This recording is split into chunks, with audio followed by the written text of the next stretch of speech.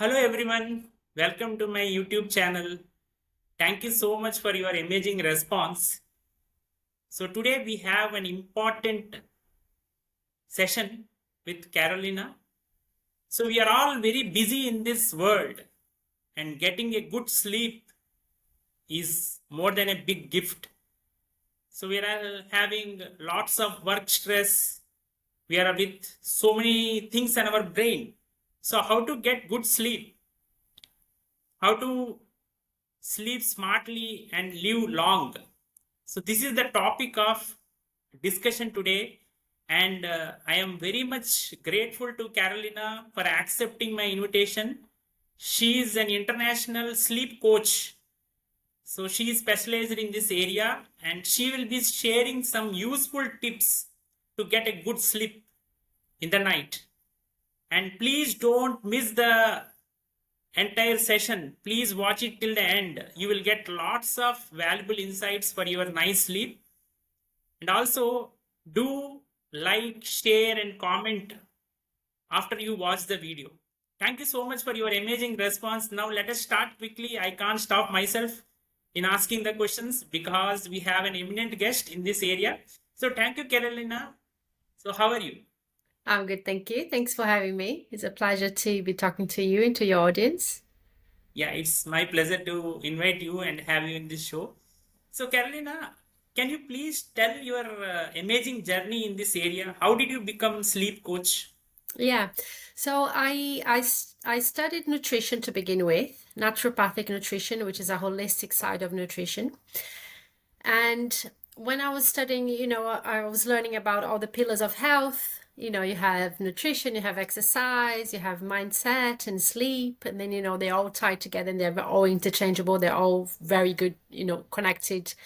And and then as I started to go deep into my studies, I started realizing that sleep was actually not just a mere pillar, but it was the foundation of all these pillars. So it was the foundation where all these other pillars, all these other pillars were built on.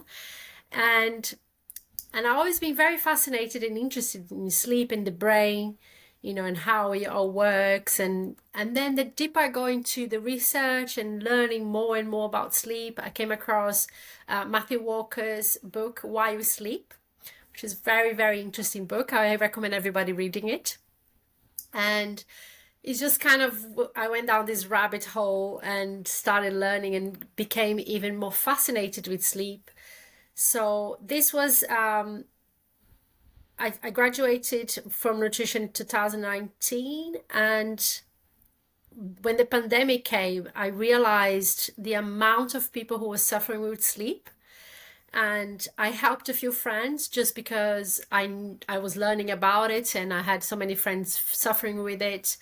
And a few of them said to me, you know what, you should be helping people with this, like you know so much, like you're so passionate about it, like it was something that I was talking about constantly, and like couldn't shut up about it.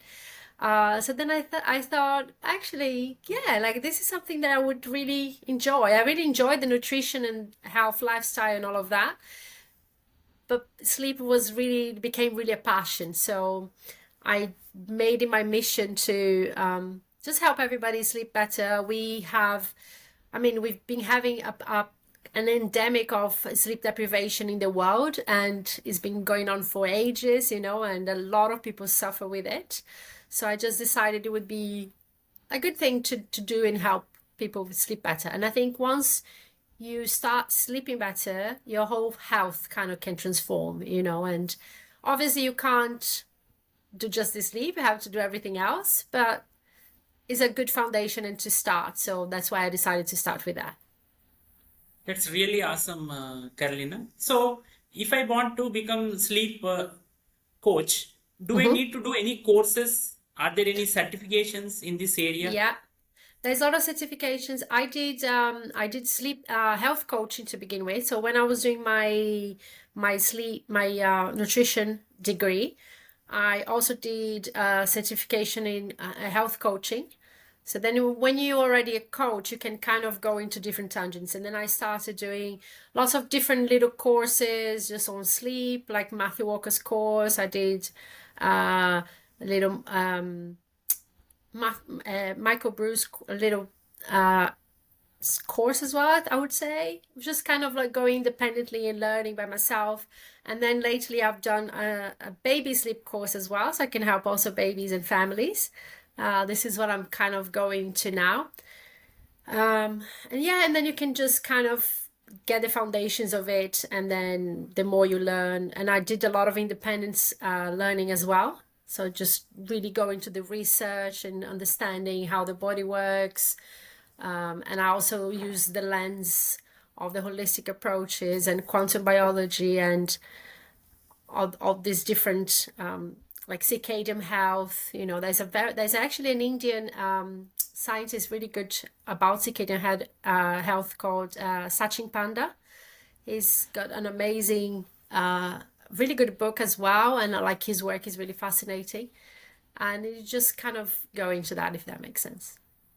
That's good to know, Carolina. Now, I want to ask, like, what are the different types of sleep disorders, Carolina? There's a So, few sleep disorders. There's a few of them. So you have sleep apnea, which relates to snoring. So if you have some people, not everybody who snores have a sleep apnea, but everybody who has sleep apnea snores. Sleep apnea, there's a few different, you got the obstructive sleep apnea, which is something that is kind of preventing you from breathing properly through your nose. You might have a deviated septum, you might have adenoids, there's something, depending on the position of your sleep as well. There's a few things that can make you have sleep apnea. People who have very large necks or too much fat around your neck also can cause sleep apnea. And it's very dangerous because sleep apnea, basically you stop breathing for a few seconds, and it can be lethal. So it's very important. Like if you're snoring a lot, and if you're snoring too loud, and if you have gasps, like say someone who's having an episode of sleep apnea would do something like that, and they stop breathing literally for a few seconds, and it can be really bad, especially if people drink. If you drink and you have a sleep apnea, this can be really, really, really dangerous. So if you're a snorer, I would suggest checking, like going to the doctor and checking if you do have sleep apnea, because it's treatable, and you can, and it can prevent like death, literally. So it's very important. Then you have other different conditions like sleep paralysis. You have narcolepsia. Narcolepsia, you feel very sleepy through the day, during the day. There is restless leg syndrome, where people can't stop moving their legs in the night. There's a few other conditions, but I think these are the main ones that we know and the most common ones.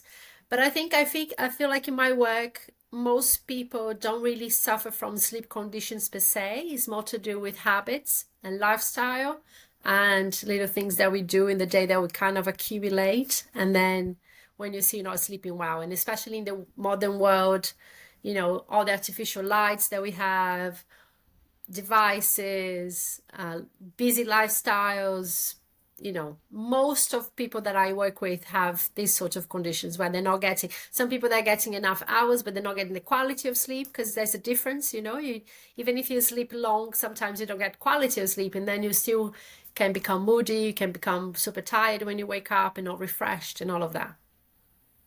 so you spoke about quality of sleep, Carolina. So what do you say is good quality of sleep?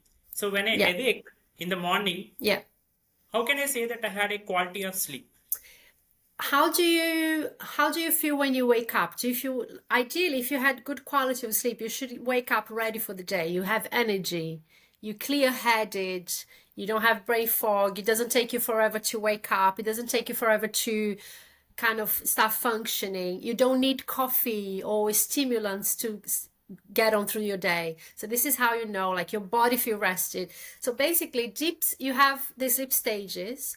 And each stage you have the deep sleep, light sleep, and then REM sleep, right? Your deep sleep, the way we measure quality of sleep is how much is deep sleep you're having and how much REM sleep you're having. Your deep sleep is your physical restorative sleep. So you restore your body. And your REM sleep is your mind restorative, your mood, your emotions, these kind of things. And REM sleep is where you mainly dream as well. So this is all related to your emotions and dealing with your emotions and processing emotions, memories, all of those kind of things. So if you're not, ideally we would have about 25% of the night in each stage, in deep sleep and then REM sleep. But if you're not getting enough of those two, then that's when you're super tired, and when you wake up and you need 1,000 coffees to get on with your day. It's hard to process things. You're moody. You can't really function well, and you're physically tired and all of that. So it's important to do things throughout the day that will increase your chances of getting good sleep in the night, like the quality of sleep, not just the hours.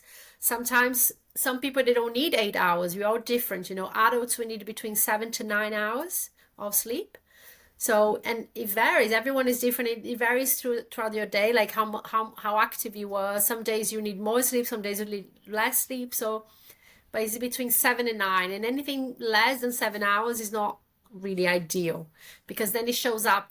The thing with sleep is sleep deprivation shows up later in life. We feel now like you can feel like tired and brain fog and moody and all of those things. But later in life, you start having, if you've been deprived for very long, you start getting lots of different, like especially cognitive disorders, Alzheimer's and dementia, Parkinson's, and all of those things are a result. Not just that, but very connected with lack of sleep as well. So it's very, even chronic diseases, because your sleep is highly connected to your immune system, and it's connected to every single system in your body. So if you're not sleeping enough, then you start getting lots of different chronic diseases that can show up later. And so that's why it's important to tackle as soon as you can, and just kind of start getting quality of sleep. Yeah, that's really awesome. So you told that 7 to 9 hours of sleep is good. So here my question arises: do we need to forcibly sleep for 7 hours? Is it so? No, because we're all different. You need to find what is good for you, right? It's not one size fits everyone. It doesn't work like that. So you need to find out what works for you, experiment and see what length of sleep is your sweet spot. And like I said, some days you need more and some days you need less, depending how active your day was. But for example, for me, I need at least 8 to 8.5 hours normally to get my perfect sleep, and to feel super rested and to feel amazing. But it's not that every day. Some days, like if I'm being super, super active that day, I'll need more to recover. Maybe I'll need 9 hours, Like if you're an athlete, you need 9 to 10 hours of sleep to get full recovery. So it really depends on your day to day, but also depends on your chronotype. Your chronotype is your genetic predisposition of being a morning person, an evening person, somewhere in between. This also tells how much, like more or less how much sleep you should be getting. But there's also this variation as well of how active you are during the day. Yeah. How active we are during the day, it speaks a lot. Yes. Yeah. So, Carolina, here my question is like, is it good to have staggered sleep? Like, for example, I sleep for 6 hours in the night, and maybe in the afternoon I sleep for 2 hours. Is it good to have that kind of? It can be helpful. It really depends. It depends how. Ideally, you shouldn't be having 2 hours. It's a bit too much in the afternoon, I would say. And also timing matters. If you have it before 3 p.m., ideally if you want to have a nap that is 20 to 30 minutes and before 3 p.m., that would be good. But it really depends. It depends, like how is it affecting you in the night to have sleep in the night, this split time. I think like for centuries we had split, like when we were hunter-gatherers, we didn't have this full block of sleep. So I think it can be helpful for some people. I think for people who suffer from insomnia, wouldn't be the best, because unless it's not affecting your sleep in the night. So that's the measure that you need to see, like the timing matters, the length of your sleep matters. Usually a sleep cycle would take between 90 to 120 minutes. So if you can get a full cycle, then you'll be okay.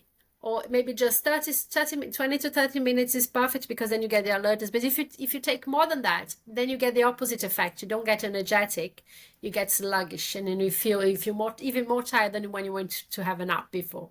So it really depends, and it's highly individual as well. Sleep is very individual. I think health is very individual. We're all very different, and I take this approach of bio-individuality. We're all different. There's some people will do very well doing some things, and other people won't work for them. But the only way to find out is testing and experimenting with yourself.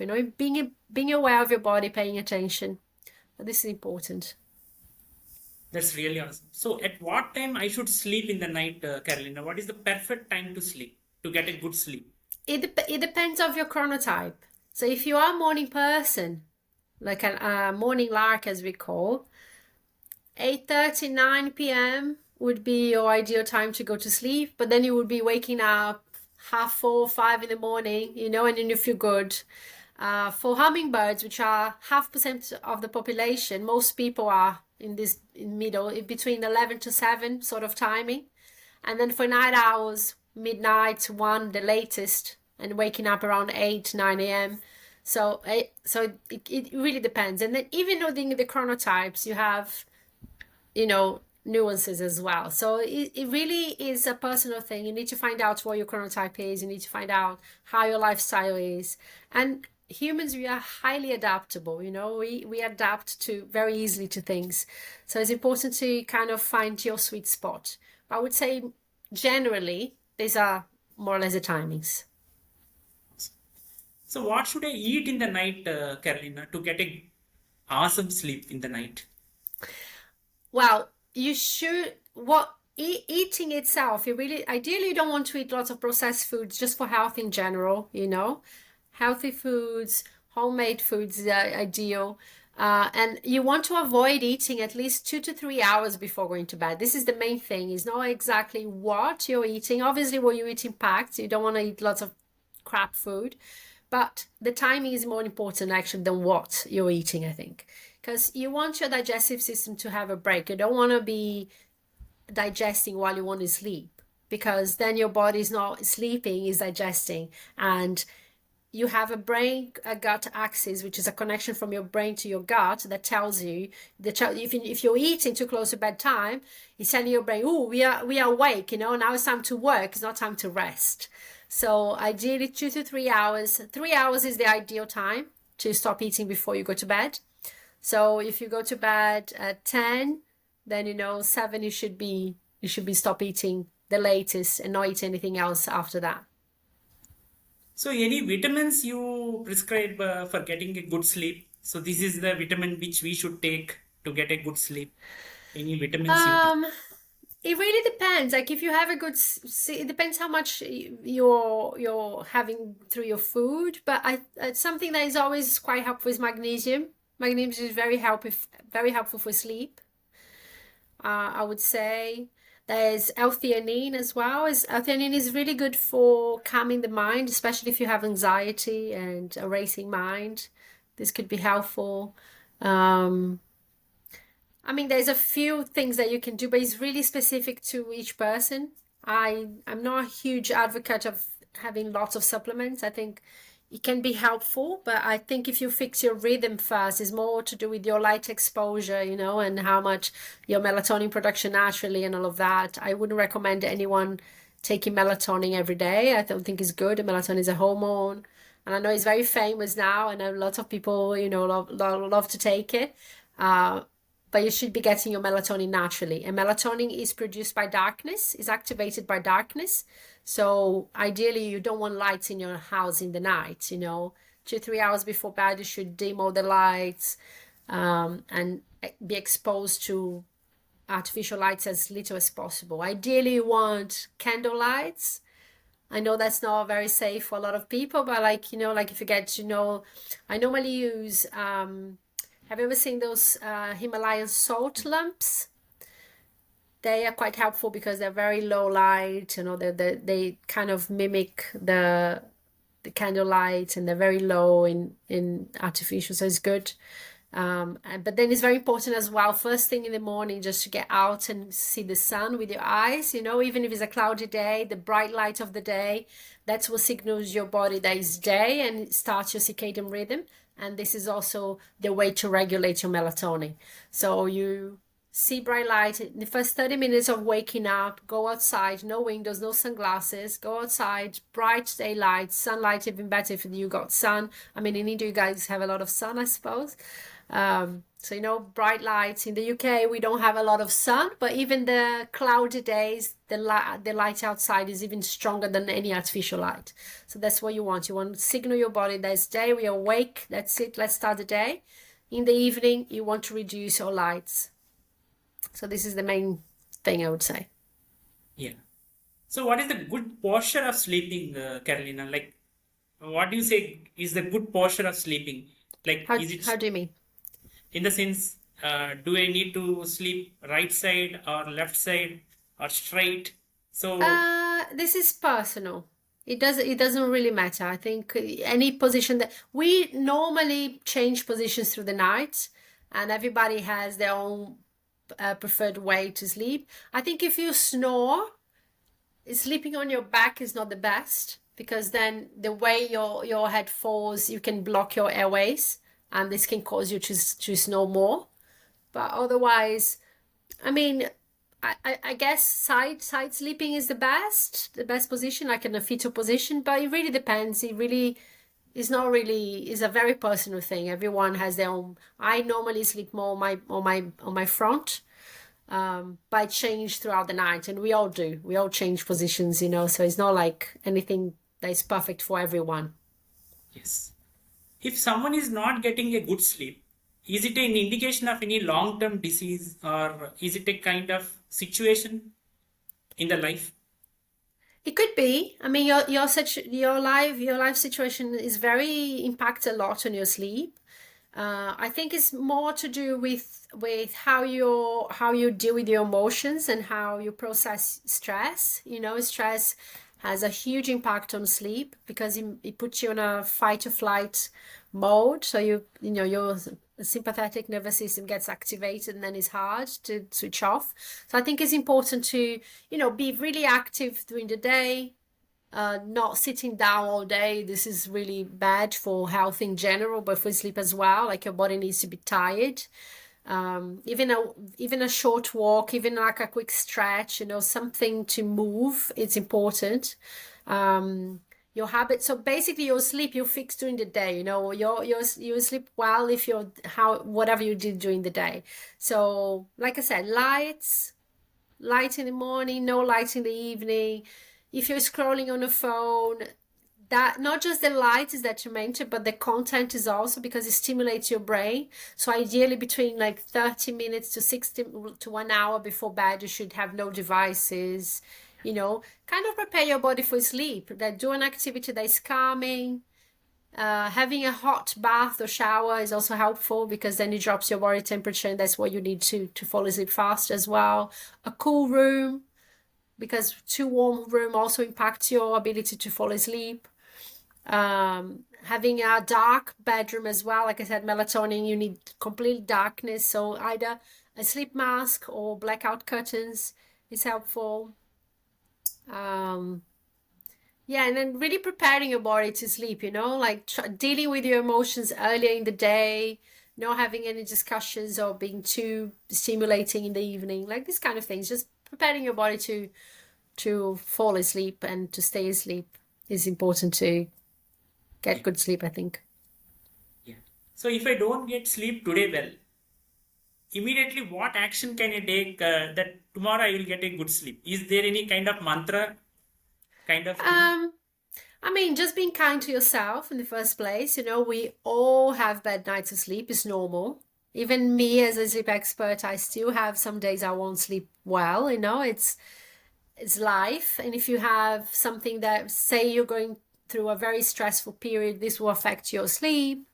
If you're going, depending how your lifestyle is as well. I think I think if the next day you don't, say you're not sleeping well today, tomorrow what you do is you have to be mindful because it will impact your decision making, so being aware of what you're doing. So like for you to choose healthy foods will be harder, for you to get motivation to do any exercise will be harder. And then kind of being patient with yourself, and then kind of keeping your routine going, go back. I think one of the main things to improve your quality of sleep is having consistent bedtime and in wake times.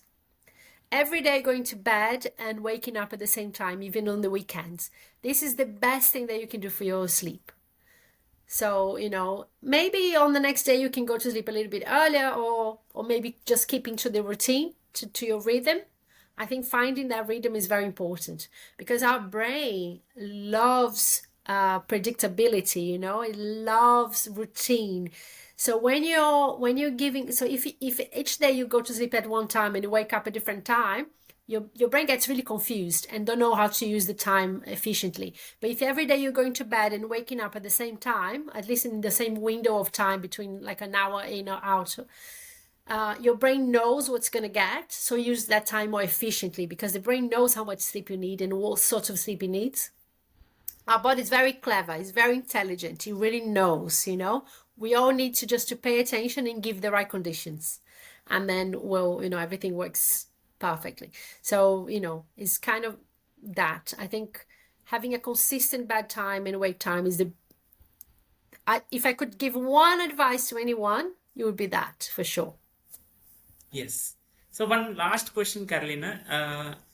So, for example, if I want to improve my quality of sleep, so what kind of exercises do I need to follow? Breathing exercise. Some people tell that you count numbers, you will get sleep. Some people tell you inhale and exhale, you'll get good sleep. So I why? think it really depends. I think breathing exercises are very helpful, but some people for them are not very helpful. So I think you really need to understand what is helpful for you and try different methods. I think like if you're having a calm evening routine before you go to bed, you're preparing your body. I think this is helpful. Breathing exercises, any exercise that you like, really. Like it really depends. Some people like the box breathing, where you do 4 inhale for 4, hold for 4, let out for 4. This could be helpful. Some people like the yoga nidra, where you're kind of like a body scan. This could be helpful for some people. We're all different, so breathing exercises are usually very good, but some people they don't get good with breathing. So it's very individual. But I think breathing is usually very helpful. So it doesn't really, it's not like one that works, like any that works for you, basically.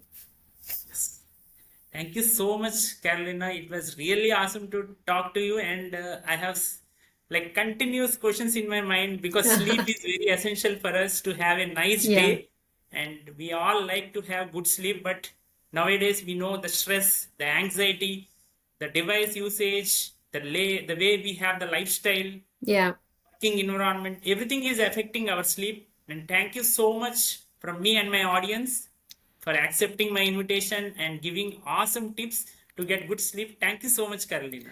No, you're most welcome. Thank you so much for having me on. And it's just always a pleasure to talk about sleep. I love it. So any opportunity I get, I'm happy. Thank you so much. I Thank hope you I've so helped, a little bit. Thank you so much, Carolina. Thank you. Bye.